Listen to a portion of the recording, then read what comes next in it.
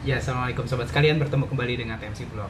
Di vlog kali ini saya ingin mencoba mereview apa yang terjadi di race weekend, boleh dibilang di hari race sih pada dasarnya, Grand Prix atau MotoGP Assen Belanda 2022. Dimana kita ketahui hasilnya adalah Pecco Bagnaia ya dari Ducati Lenovo itu berhasil memenangkan kejuaraan, memenangkan race di depan salah satu rookie 2020 yaitu Marco Bezzecchi yang menggunakan Ducati Desmosed di GP21 di tim VR46 ya, VR46 Muni.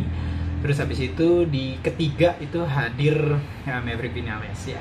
Yang pertama adalah Pecco Bagnaia. Pecco Bagnaia sendiri sih boleh dibilang sih memang secara umum eksepsional banget ya, terutama di Assen ya. Kenapa saya bilang eksepsional banget, dan ini tuh sebuah prestasi yang boleh dibilang cukup bagus ya, baik untuk Pecco Bagnaia sendiri dan juga Ducati sendiri. Kenapa? Karena pada dasarnya di tahun-tahun sebelumnya itu biasanya kalau kita ngomongin sirkuit Assen itu kita bicara tentang masalah morfologi dan juga karakter sirkuit, dimana Assen itu sebenarnya dari dulu itu sifat atau karakter murni dari sirkuitnya ini benar-benar memanjakan mesin-mesin dari model inline 4 atau 4 silinder segaris. Boleh dibilang hampir semua keunggulan V4 di tahun-tahun sebelumnya itu boleh dibilang tidak dimanjakan di sini. Top speed segala macam, terus pengereman yang kuat dan segala macam ya, akselerasi keluar tikungan, tidak. Tapi di tahun 2022 ini boleh dibilang V4 itu kayak mengalami kebangkitan ya, terutama di sirkuit-sirkuit di mana di tahun-tahun sebelumnya itu inline 4 benar-benar merajai banget. Jika kita lihat sebelumnya 2019 yang juara di sini adalah kalau nggak salah sih Maverick Vinales gitu ya. Terus habis itu di 2021 yang lalu di sini tuh yang juara adalah Fabio Quartararo, diikuti oleh Maverick Vinales juga di tahun lalu. Terus habis itu sebelum 2022 ini lap time record itu dipegang sama inline 4, dan di 2022 ini langsung pecah rekor lap time itu menggunakan V4. Ini menunjukkan bahwa pada dasarnya 2022 ini memang boleh dibilang inline 4 itu benar-benar V4, mesin-mesin V4 baik itu Ducati dan juga Aprilia, terlepas dari permasalahan besar yang dihadapi oleh Honda, itu mengalami perubahan yang benar-benar signifikan. Mereka bisa seperti yang pernah saya tulis di artikel TMC Blog, itu seperti kayak menghadirkan karakter inline 4 di mesin V4 mereka gitu loh di tahun-tahun 2022 ini. Ini tuh benar-benar boleh dibilang sesuatu yang benar-benar menakjubkan sih kalau bagi saya ya. Dia berhasil menghadirkan karakter inline 4 pada saat menikung. V4 menikung dengan cepat dan smooth itu merupakan hal yang boleh dibilang impossible kita lihat di tahun-tahun sebelumnya, 2021 ke bawah gitu ya. Terkecuali kalau Marc Marquez yang hadir di sini ya. Itu eksepsional banget karena dia akan bawa gaya balapnya dia yang lebih mendominasi dari Honda RC213V. Nah, tapi secara umum V4, mesin V4 yang dijaya ya baru tahun 2022 ini gitu ya. Nah, kita bisa lihat apa sih penyebabnya gitu ya. Salah satunya sih tetap yang saya pegang sampai sekarang adalah bagaimana mereka bisa menghadirkan karakter inline 4 atau meng-inline 4-kan V4 terutama pada saat menikung. Dan kalau kita bicara mengenai masalah teknis, memang kelihatan banget bahwa hadirnya beberapa part-part aerodinamika baik itu di Ducati dan juga di Aprilia ya, seperti kayak downwash duct yang berada di samping dan juga desain dari fairing yang berundak namun mengerucut sehingga menghadirkan kayak Venturi effect, itu memang disinyalir akan menghadirkan kayak ground effect khusus pada saat mereka menikung, karena posisi dari fairing itu seakan-akan menjadi kayak ground gitu ya, kayak ground effect yang sebelum ini itu terkenal banget di Formula 1 yang hadir di floornya atau di underfloor dia, di deck bawahnya. Itu tuh mirip banget. Jadi yang hadirkan ground effect itu ujung-ujungnya adalah downforce ketika mereka menikung. Jadi downforce ini hanya hadir pada saat mereka menikung, teman-teman sekalian. Gitu loh teman-teman sekalian. Sehingga pada saat menikung mereka tuh udah kayak dapat downforce yang seakan-akan ini tuh kayak yang bisa bikin V4 itu seperti inline 4, dimana kalau pada saat belok mereka tetap akan stabil belok gitu ya. Tidak seperti tahun-tahun sebelumnya di mana kalau V4 itu belok atau nikung panjang itu mereka tuh banyak dramanya, godek-godek dan segala macam. Tapi kalau sekarang V4 pada saat mereka diajak nikung itu smoothnya mirip seperti kayak inline 4 gitulah. Oke, jadi yang itu pertama. Yang kedua adalah Marco Bezzecchi sendiri.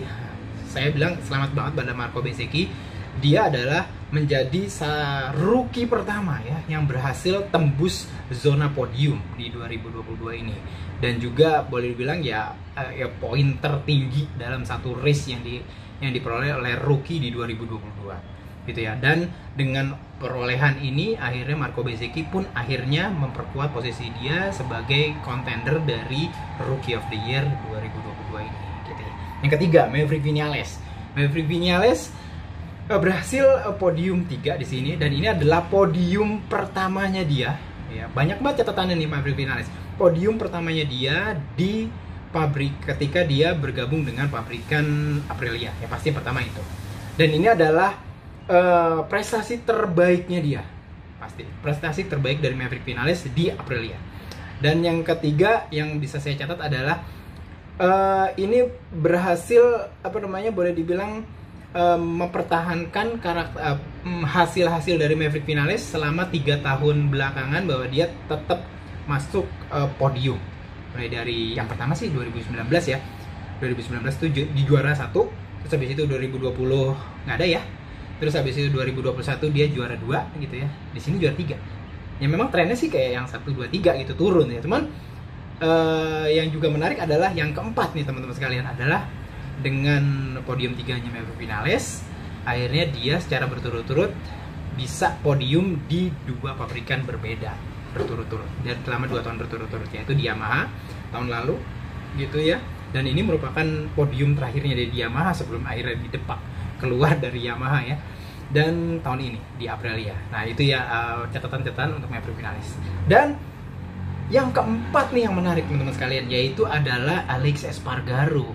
Alex Espargaro ini memang hanya podium 4, cuman ini kayak yang hero-nya dari race di Assen ini. Race Assen tuh selalu menghadirkan drama, selalu menghadirkan ketertarikan tersendiri untuk menonton race di Assen. Kenapa? Karena selain dari karakter sirkuitnya yang cepat, terus hadir beberapa hotspot untuk overtake, dan juga terakhir tuh kayak chicane GT ya.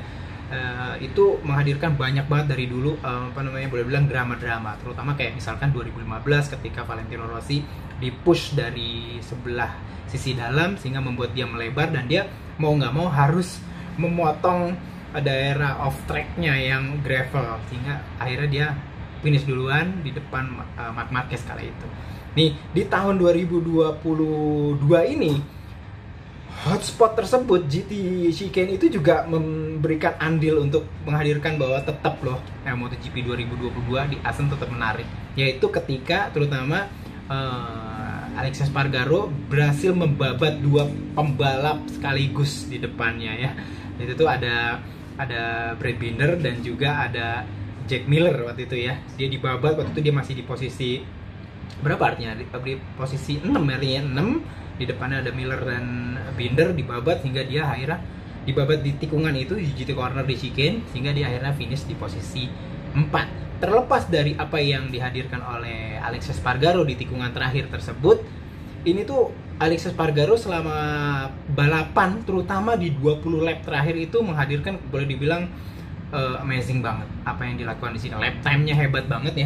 Di catatan saya adalah di lap kelima ketika dia dipaksa keluar oleh Fabio Quartararo ya. Akhirnya Fabio Quartararo dengan dia jatuh di lap kelima tersebut itu berhasil berhasil membuat Alex Espargaro itu masuk ke gravel, dan juga akhirnya bisa balik lagi, sehingga dia kehilangan sekitar berapa detik ya? Saya baca itu dia sekitar kehilangan 8,15 detik ya. Nah, ini nih saya lihat cara ngitungnya gini, di lap sebelum kejadian tersebut lap time dia dengan lap time Pecco itu sama, sekitar 1:32 ya. 1:32,02 ya, sama mirip-mirip.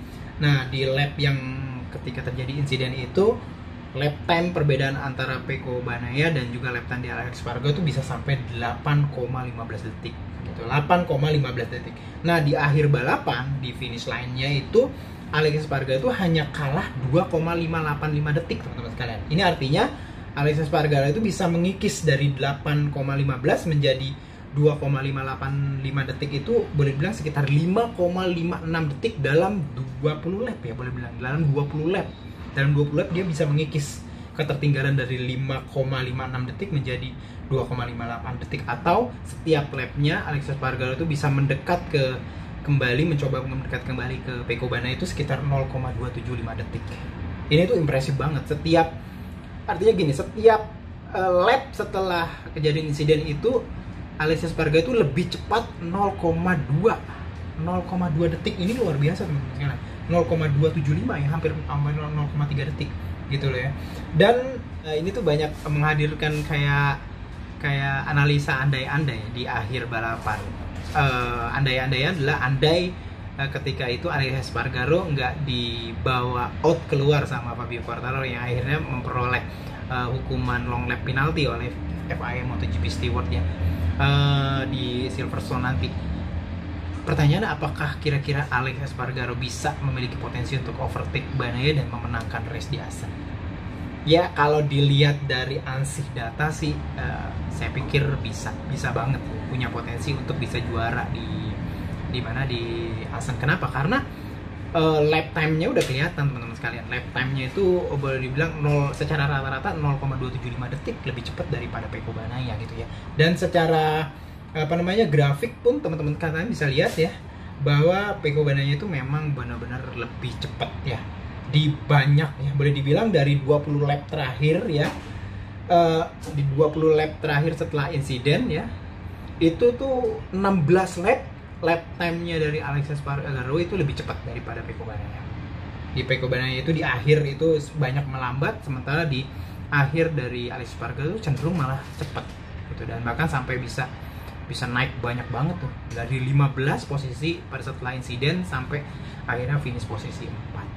Bagi saya, man of the race dari Grand Prix MotoGP Assen 2022 adalah Alex Espargaro, sang pacarik dari Andorra. Terlepas dari hebatnya penampilan dari Pecco Bagnaia, Marco Bezzecchi, dan juga Maverick Vinales. Itu aja teman-teman sekalian yang bisa saya sampaikan di vlog kali ini. Sampai berjumpa di vlog-vlog selanjutnya. Assalamualaikum warahmatullahi wabarakatuh.